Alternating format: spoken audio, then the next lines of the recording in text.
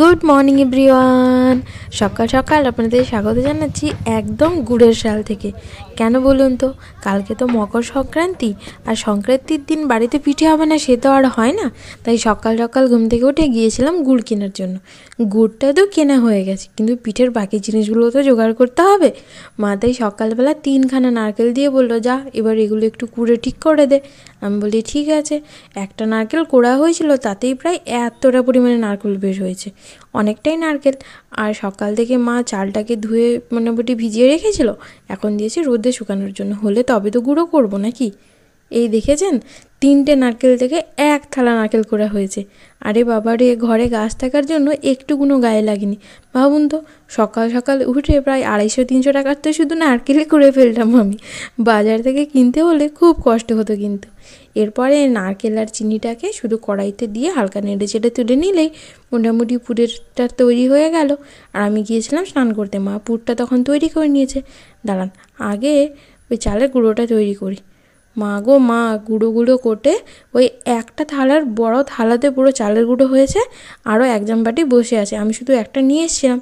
আসলে কি বলুন তো, সংক্রান্তির দিন তো অনেককে দেওয়া থাকে। এরপরে মা একটা গরম পাত্রে, ওই পাত্রে জল গরম করেছে, গরম জলে মোটামুটি একটু সুজি দিয়ে ফুটিয়ে নিয়েছিল।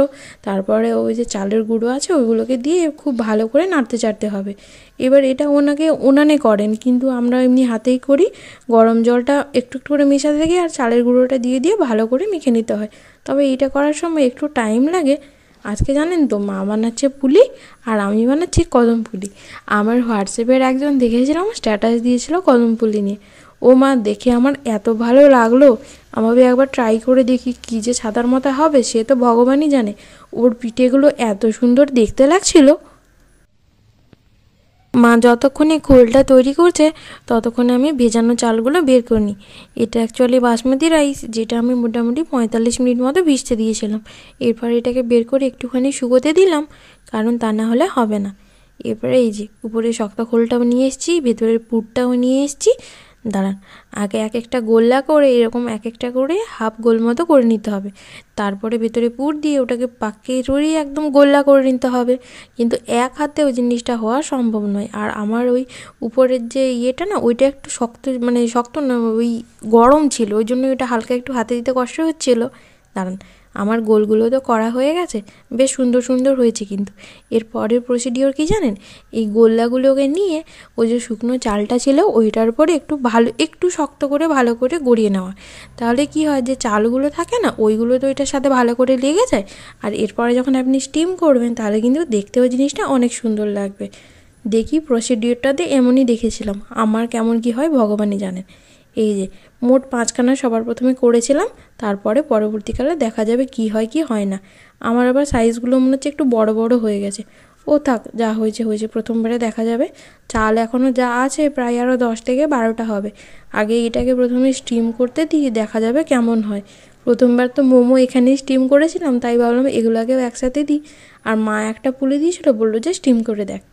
দেখেছেন, মোটামুটি স্টিম হয়েই এসছে প্রায়। এই যে এবার নামিয়ে নেব, হয়ে গেছে। আর এদিকে ছিল 1 থালা পুলি।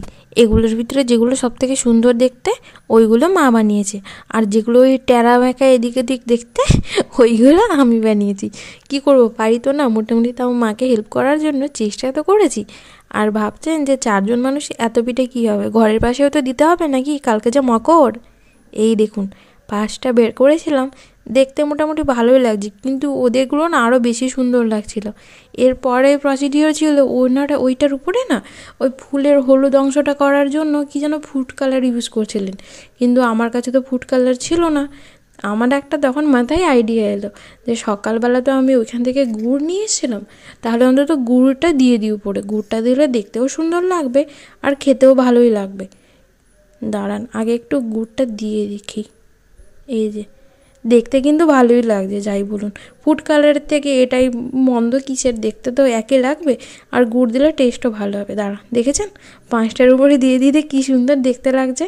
হ্যাঁ, কদম ফুলের হয়তো মাঝখানটা একটু হলুদ হয়, আমারটা একটু বেশি লাল লাল দেখাচ্ছে। কিছু করার নেই, বিশ্বাস করুন, আমার কাছে যেটা অ্যাভেলেবেল ছিল ওটা দিয়ে আমি বানিয়ে নিয়েছি। এটাকে কি বলা যায়, কদম ফুলি না বলে কি গুড় ফুলি বলবো তাহলে? না থাক, কদম ফুলই থাক, দেখতে তো অনেকটা কদম ফুলের মতো, খেতে আশা করছি ভালোই হবে। দাঁড়ান আগে কাউকে দিয়ে একটু টেস্ট করিয়ে আসি, তারপরে তো কথা নাকি। এই বাবা যা, আপনাদেরকে তো বলতে ভুলেই গেছি, আপনাদের জন্য মায়ের পুলি আর আমার কদম পুলি পাঠানো রইল। কালকে তো মকর, সবাই মিলে প্রচুর মজা করুন, নতুন নতুন খাওয়া দাওয়ার খান আর সারাদিন প্রচুর এনজয় করুন ঘরের সাথে। চলুন টাটা, দেখাবে পরে ব্লগে, বাই বাই, সুস্থ থাকবেন সবাই।